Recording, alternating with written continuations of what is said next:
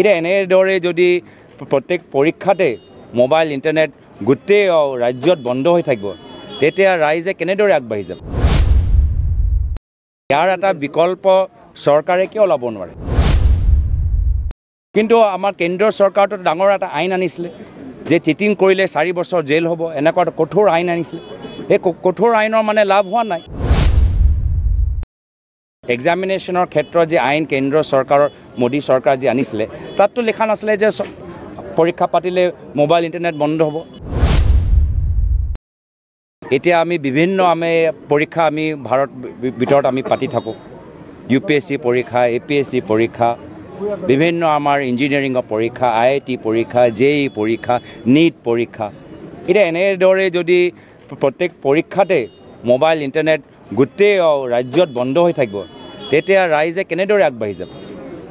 ইয়াৰ এটা বিকল্প চৰকাৰে কিয় ল'ব নোৱাৰে নিশ্চয় যদি বিচাৰে ইয়াৰ এটা ওলাব আৰু মই আশা কৰোঁ যে চৰকাৰ সাধাৰণ ৰাইজৰ ওপৰতো চিন্তা কৰক আমি নিবিচাৰোঁ যে পৰীক্ষাৰ ক্ষেত্ৰত কোনোবাই চিটিং কৰক কিন্তু আমাৰ কেন্দ্ৰীয় চৰকাৰটো ডাঙৰ এটা আইন আনিছিলে যে চিটিং কৰিলে 4 বছৰ জেল হ'ব এনেকুৱা এটা কঠোৰ আইন আনিছিলে এই কঠোৰ আইনৰ মানে লাভ হোৱা নাই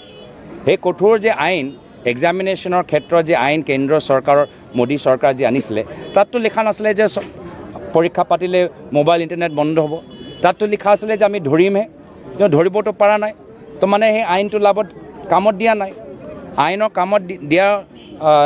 নিদিয়াৰ বাবে এতিয়া তেওঁলোকে এনেধৰণৰ কামবোৰ কৰিছে য'ত সাধাৰণ ৰাইজক যথেষ্ট অসুবিধা হৈছে